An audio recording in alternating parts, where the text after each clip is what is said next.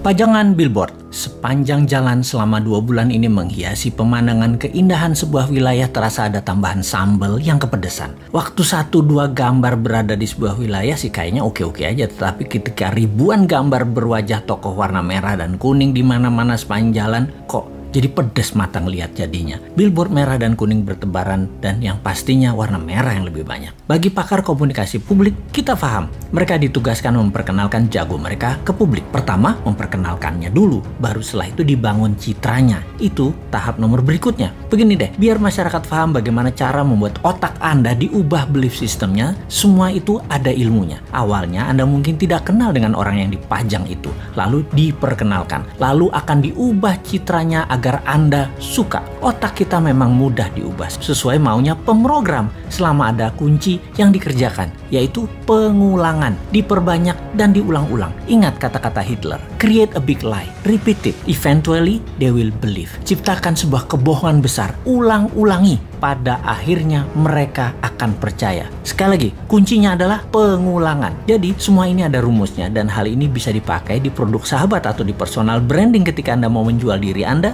apapun tujuannya. Salah satunya ingin jadi presiden. Rumus dasar promosi changing belief ini ada 4 step, di mana pikiran manusia yang ditarget tadinya akan diubah sesuai tujuan pemrogramnya. Yaitu 1, manusia itu unaware atau tidak kenal di awalnya. Kemudian 2, dia aware, menjadi tahu atau knowingness. Ketiga, likabilitas atau kesukaan.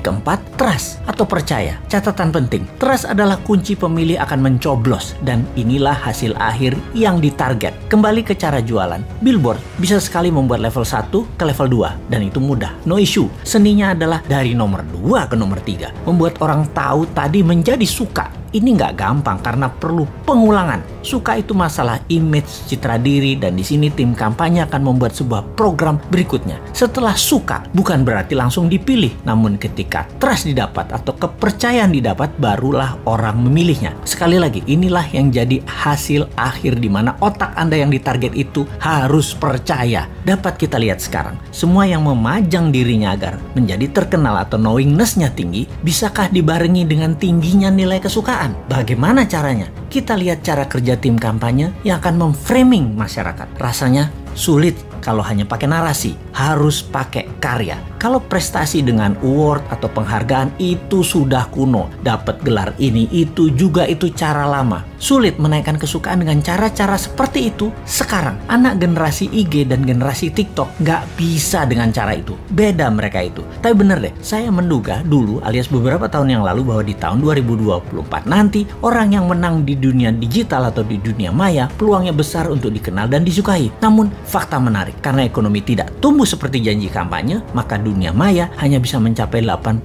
populasi urban atau orang-orang kota dan hanya mencapai 36% di pedesaan atau daerah rural. Alias kalau di total 55% manusia Indonesia ternyata belum terjamah informasi melalui internet dan sosial media. Dalam 5 tahun ke depan dari tahun 2019 ke tahun 2024, kalau ekonomi maju seperti target pejabat negara, maka perkotaan bisa mencapai 100% manusianya terjangkau internet dan 70% daerah rural, area pedesaan dan pelosok bisa mencapai 7%. Tapi hal ini tidak terjadi. Faktanya tidak tercapai. Maka spanduk, baliho, billboard masih jadi pilihan untuk membuat nomor 1 dan 2 dalam strategi pengenalan calon. Tapi 3 tahun itu masih lama. Bahkan orang yang disukai pada saat ini dalam 3 tahun lagi bisa jadi tidak disukai dan bisa saja ada orang baru yang muncul langsung lebih disukai banyak orang. Sahabat semua, di sini kita mengingatkan, bersiaplah dengan pengulangan citra positif para petarung di 2024 yang memang sedang mencari popularisme. Semoga Anda tetap dalam keadaan sadar bernegara yang berdaulat, tidak seperti pemimpin 20 tahun terakhir ini arah bernegaranya